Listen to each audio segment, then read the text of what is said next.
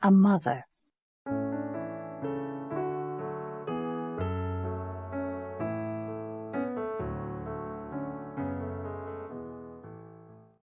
Mr. Houlihan, Assistant Secretary of the Éire Aboo Society, had been walking up and down Dublin for nearly a month, with his hands and pockets full of dirty pieces of paper, arranging about the series of concerts. He had a game leg, and for this his friends called him Hoppy Houlihan. He walked up and down constantly, stood by the hour at street corners arguing the point, and made notes. But in the end it was Mrs. Kearney who arranged everything. Miss Devlin had become Mrs. Kearney out of spite. She had been educated in a high-class convent where she had learned French and music. As she was naturally pale and unbending in manner, she made few friends at school. When she came to the age of marriage, she was sent out to many houses where her playing and ivory manners were much admired. She sat amid the chilly circle of her accomplishments, waiting for some suitor to brave it and offer her a brilliant life.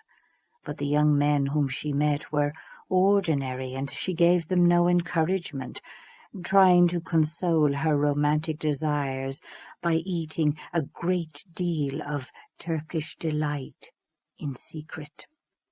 However, when she drew near the limit and her friends began to loosen their tongues about her, she silenced them by marrying Mr. Kearney, who was a bootmaker on Ormond Quay. He was much older than she. His conversation, which was serious, took place at intervals in his great brown beard.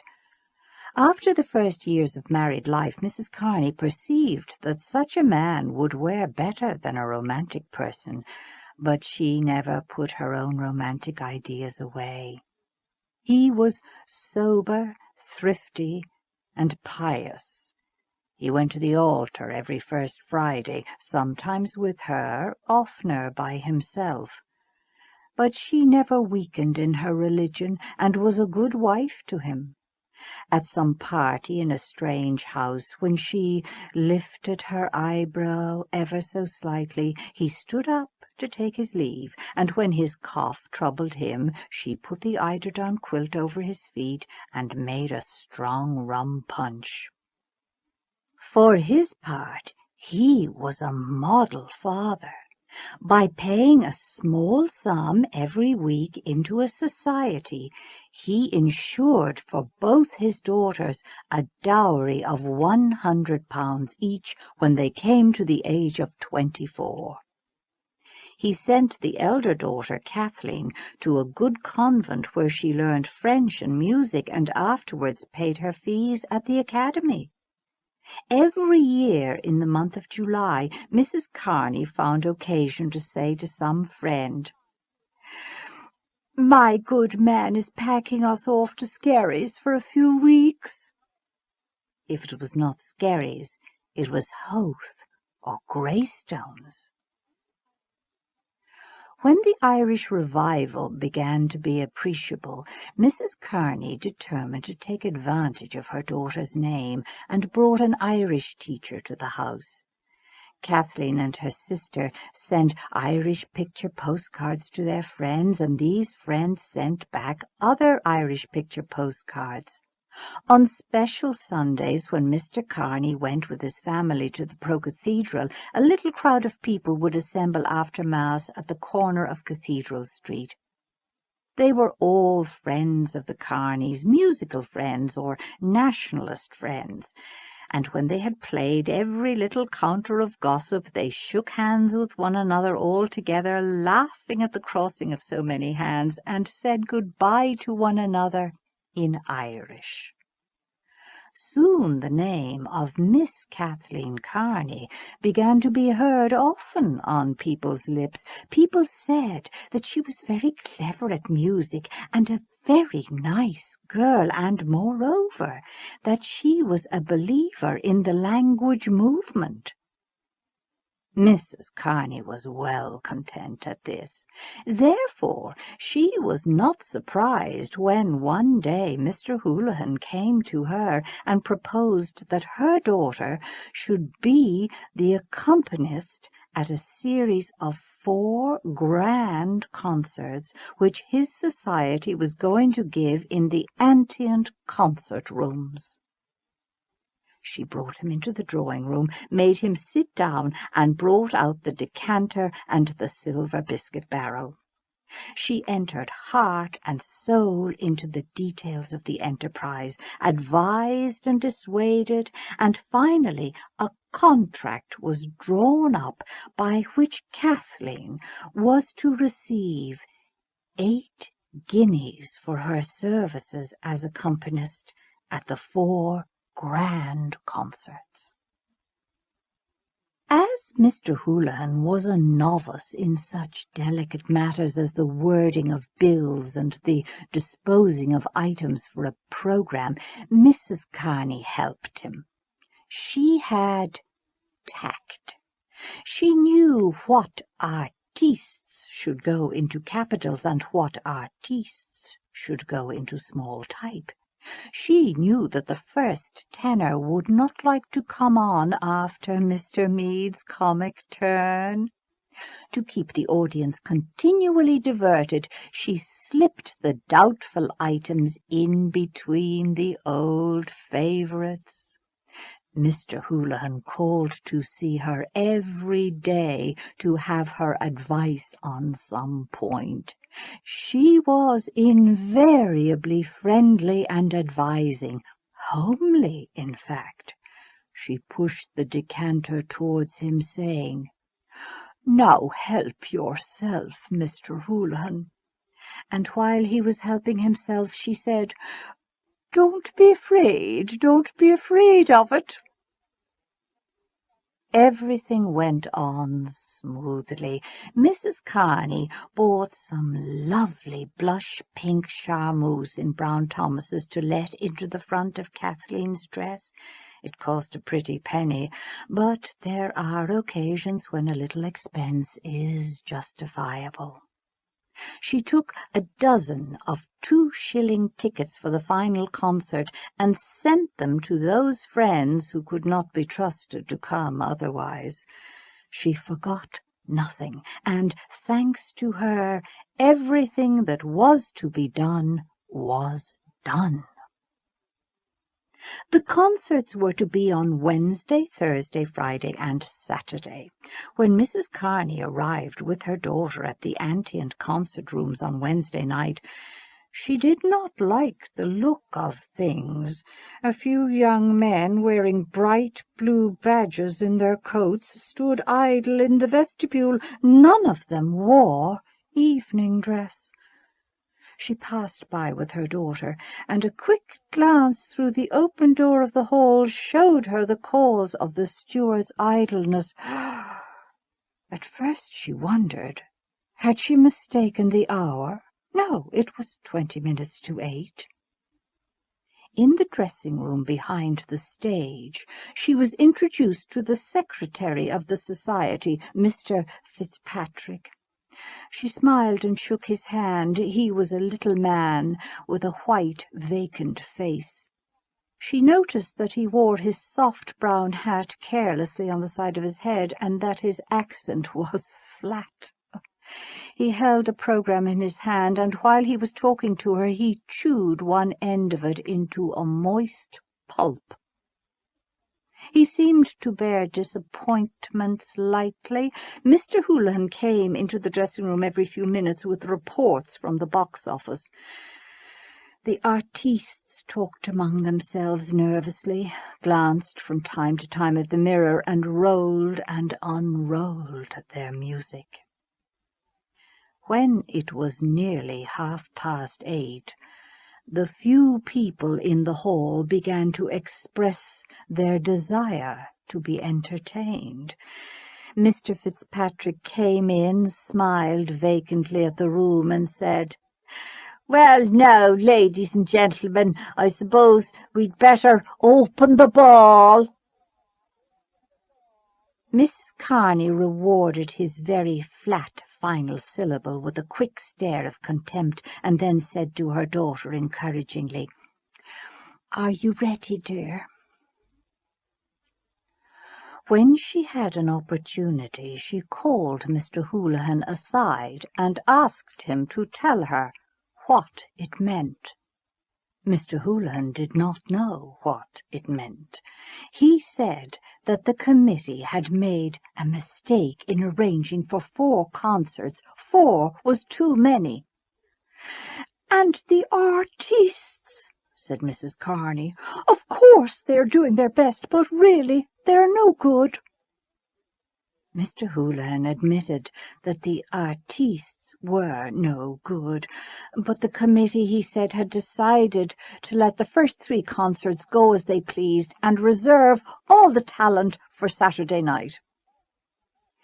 Mrs. Kearney said nothing, but as the mediocre items followed one another on the platform and the few people in the hall grew fewer and fewer, she began to regret that she had put herself to any expense for such a concert. There was something she didn't like in the look of things, and Mr. Fitzpatrick's vacant smile irritated her very much. However, she said nothing and waited to see how it would end.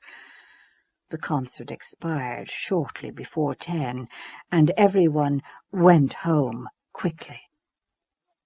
The concert on Thursday night was better attended, but Mrs. Kearney saw at once that the house was filled with paper. The audience behaved indecorously, as if the concert were an informal dress rehearsal. Mr. Fitzpatrick seemed to enjoy himself. He was quite unconscious that Mrs. Kearney was taking angry note of his conduct. He stood at the edge of the screen, from time to time jutting out his head and exchanging a laugh with 2 friends in the corner of the balcony. In the course of the evening, Mrs. Kearney learned that the Friday concert was to be abandoned, and that the committee was going to move heaven and earth to secure a bumper house on Saturday night. When she heard this, she sought out Mr. Houlihan. She buttonholed him as he was limping out quickly with a glass of lemonade for a young lady, and asked him, was it true? Yes, it was true. But of course that doesn't alter the contract, she said. The contract was for 4 concerts. Mr. Houlihan seemed to be in a hurry. He advised her to speak to Mr. Fitzpatrick. Mrs. Kearney was now beginning to be alarmed. She called Mr. Fitzpatrick away from his screen and told him that her daughter had signed for 4 concerts, and that, of course, according to the terms of the contract, she should receive the sum originally stipulated for, whether the society gave the 4 concerts or not. Mr. Fitzpatrick, who did not catch the point at issue very quickly, seemed unable to resolve the difficulty, and said that he would bring the matter before the committee. Mrs. Kearney's anger began to flutter in her cheek, and she had all she could do to keep from asking, "And who is the committee, pray?" But she knew that it would not be ladylike to do that, so she was silent. Little boys were sent out into the principal streets of Dublin early on Friday morning with bundles of handbills. Special puffs appeared in all the evening papers, reminding the music-loving public of the treat which was in store for it on the following evening. Mrs. Kearney was somewhat reassured, but she thought well to tell her husband part of her suspicions. He listened carefully, and said that perhaps it would be better if he went with her on Saturday night. She agreed. She respected her husband in the same way as she respected the General Post Office, as something large, secure, and fixed. and though she knew the small number of his talents, she appreciated his abstract value as a male. She was glad that he had suggested coming with her. She thought her plans over. The night of the grand concert came. Mrs. Kearney, with her husband and daughter, arrived at the Antient Concert Rooms 3/4 of an hour before the time at which the concert was to begin. By ill luck, it was a rainy evening. Mrs. Kearney placed her daughter's clothes and music in charge of her husband and went all over the building looking for Mr. Houlihan or Mr. Fitzpatrick. She could find neither. She asked the stewards, "Was any member of the committee in the hall?" And after a great deal of trouble, a steward brought out a little woman named Miss Byrne, to whom Mrs. Kearney explained that she wanted to see one of the secretaries. Miss Byrne expected them any minute and asked, "Could she do anything?" Mrs. Kearney looked searchingly at the oldish face, which was screwed into an expression of trustfulness and enthusiasm, and answered, "No, thank you." The little woman hoped they would have a good house. She looked out at the rain until the melancholy of the wet street effaced all the trustfulness and enthusiasm from her twisted features. Then she gave a little sigh and said, "Ah, well, we did our best, the dear knows." Mrs. Kearney had to go back to the dressing-room. The artistes were arriving. The bass and the second tenor had already come. The bass, Mr. Duggan, was a slender young man with a scattered black moustache. He was the son of a hall porter in an office in the city, and as a boy he had sung prolonged bass notes in the resounding hall. From this humble state he had raised himself until he had become a first-rate artiste. He had appeared in grand opera. One night, when an operatic artiste had fallen ill, he had undertaken the part of the king in the opera of Maritana at the Queen's Theatre. He sang his music with great feeling and volume, and was warmly welcomed by the gallery, but unfortunately he marred the good impression by wiping his nose in his gloved hand once or twice, out of thoughtlessness. He was unassuming and spoke little. He said "use" so softly that it passed unnoticed, and he never drank anything stronger than milk for his voice's sake. Mr. Bell, the second tenor, was a fair-haired little man who competed every year for prizes at the Feis Ceoil. On his fourth trial he had been awarded a bronze medal. He was extremely nervous and extremely jealous of other tenors, and he covered his nervous jealousy with an ebullient friendliness. It was his humour to have people know what an ordeal a concert was to him. Therefore, when he saw Mr. Duggan, he went over to him and asked, "Are you in it too?" "Yes," said Mr. Duggan. Mr. Bell laughed at his fellow-sufferer, held out his hand, and said, "Shake!" Mrs. Kearney passed by these two young men and went to the edge of the screen to view the house. The seats were being filled up rapidly, and a pleasant noise circulated in the auditorium. She came back and spoke to her husband privately. Their conversation was evidently about Kathleen, for they both glanced at her often as she stood chatting to one of her nationalist friends, Miss Healy, the contralto. An unknown, solitary woman with a pale face walked through the room. The women followed with keen eyes the faded blue dress which was stretched upon a meagre body. Someone said that she was Madame Glynn, the soprano. "I wonder where did they dig her up?" said Kathleen to Miss Healy. "I'm sure I never heard of her." Miss Healy had to smile. Mr. Houlihan limped into the dressing-room at that moment, and the two young ladies asked him who was the unknown woman. Mr. Houlihan said that she was Madam Glynn from London. Madam Glynn took her stand in a corner of the room, holding a roll of music stiffly before her, and from time to time changing the direction of her startled gaze. The shadow took her faded dress into shelter, but fell revengefully into the little cup behind her collarbone. The noise of the hall became more audible. The first tenor and the baritone arrived together.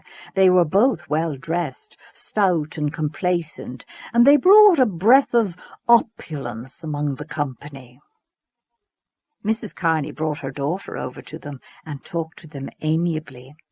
She wanted to be on good terms with them, but while she strove to be polite, her eyes followed Mr. Houlihan in his limping and devious courses. As soon as she could, she excused herself and went out after him.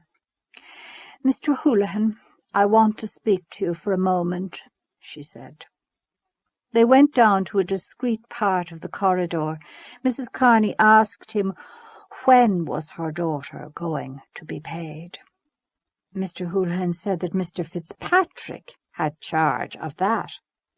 Mrs. Kearney said that she didn't know anything about Mr. Fitzpatrick. Her daughter had signed a contract for 8 guineas, and she would have to be paid. Mr. Houlihan said that it wasn't his business. "Why isn't it your business?" asked Mrs. Kearney. "Didn't you yourself bring her the contract? Anyway, if it's not your business, it's my business, and I mean to see to it." "You'd better speak to Mr. Fitzpatrick," said Mr. Houlihan distantly. "I don't know anything about Mr. Fitzpatrick," repeated Mrs. Kearney. "I have my contract, and I intend to see that it is carried out." When she came back to the dressing-room, her cheeks were slightly suffused. The room was lively. 2 men in outdoor dress had taken possession of the fireplace and were chatting familiarly with Miss Healy and the baritone. They were the Freeman man and Mr. O'Madden Burke. The Freeman man had come in to say that he could not wait for the concert, as he had to report the lecture which an American priest was giving in the Mansion House. He said they were to leave the report for him at the Freeman office, and he would see that it went in. He was a grey-haired man with a plausible voice and careful manners. He held an extinguished cigar in his hand, and the aroma of cigar smoke floated near him. He had not intended to stay a moment, because concerts and artistes bored him considerably, but he remained leaning against the mantelpiece. Miss Healy stood in front of him, talking and laughing. He was old enough to suspect one reason for her politeness, but young enough in spirit to turn the moment to account. The warmth, fragrance, and colour of her body appealed to his senses. He was pleasantly conscious that the bosom which he saw rise and fall slowly beneath him rose and fell at that moment for him, that the laughter and fragrance and wilful glances were his tribute. When he could stay no longer, he took leave of her regretfully. "O'Madden Burke will write the notice," he explained to Mr. Houlihan, "and I'll see it in." "Thank you very much, Mr. Hendrick," said Mr. Houlihan. "You'll see it in, I know. Now, won't you have a little something before you go?" "I don't mind," said Mr. Hendrick. The two men went along some tortuous passages and up a dark staircase and came to a secluded room where one of the stewards was uncorking bottles for a few gentlemen.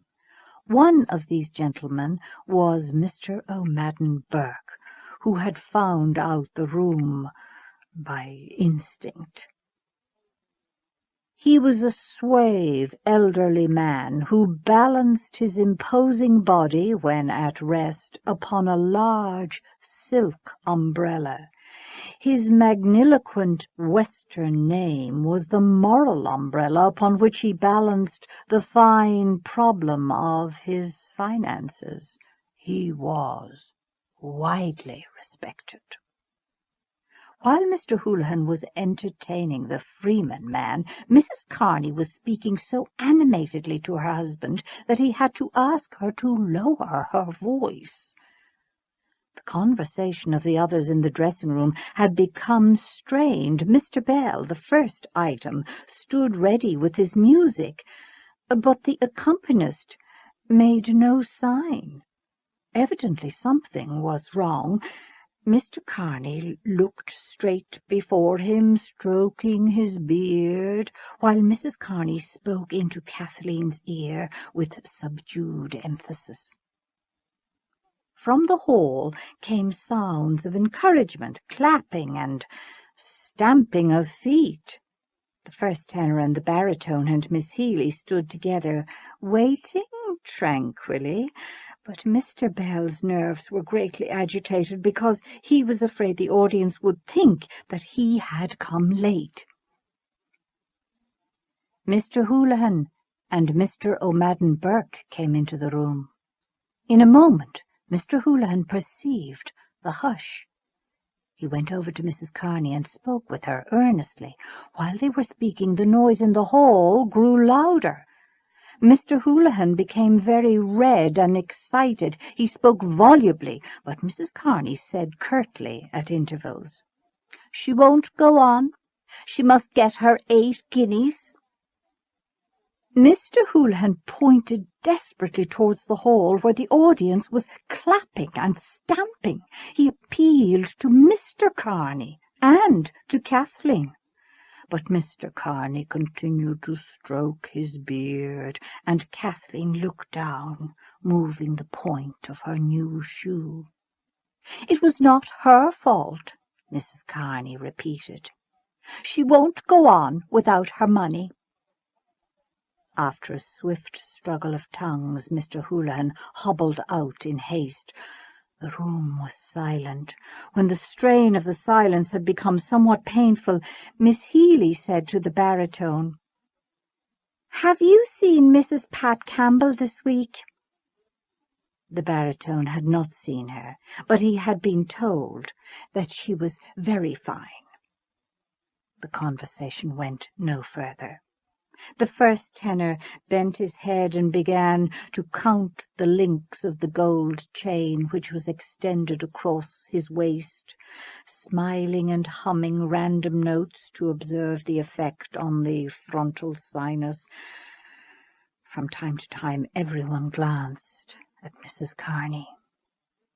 The noise in the auditorium had risen to a clamour when Mr. Fitzpatrick burst into the room, followed by Mr. Houlihan, who was panting.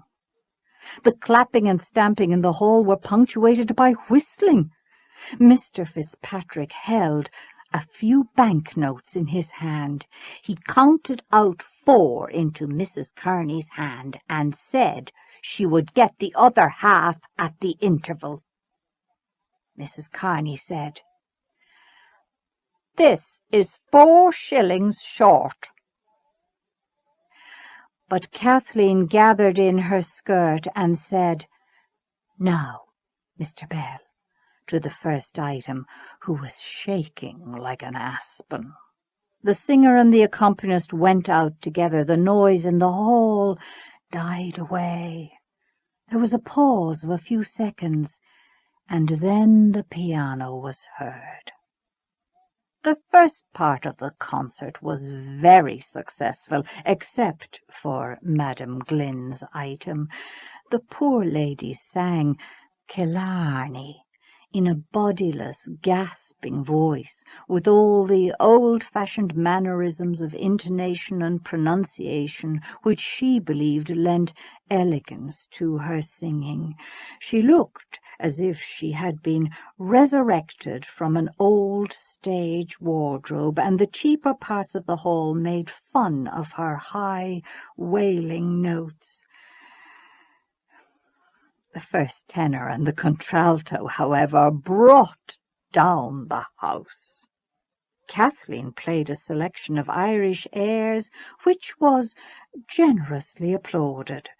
The first part closed with a stirring patriotic recitation delivered by a young lady who arranged amateur theatricals. It was deservedly applauded, and when it was ended, the men went out for the interval, content. All this time the dressing-room was a hive of excitement. In one corner were Mr. Houlihan, Mr. Fitzpatrick, Miss Byrne, two of the stewards, the baritone, the bass, and Mr. O'Madden Burke. Mr. O'Madden Burke said it was the most scandalous exhibition he had ever witnessed. Miss Kathleen Kearney's musical career was ended in Dublin after that, he said. The baritone was asked what did he think of Mrs. Kearney's conduct.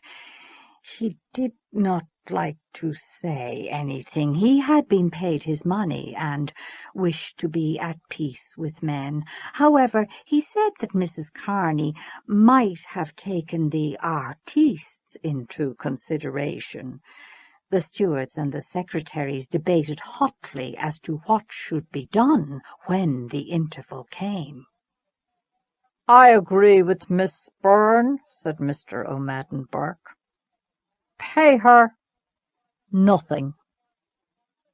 In another corner of the room were Mrs. Kearney and her husband, Mr. Bell, Miss Healy, and the young lady who had recited the patriotic piece. Mrs. Kearney said that the committee had treated her scandalously. She had spared neither trouble nor expense, and this was how she was repaid. They thought they had only a girl to deal with, and that therefore they could ride roughshod over her, but she would show them their mistake. They wouldn't have dared to have treated her like that if she had been a man.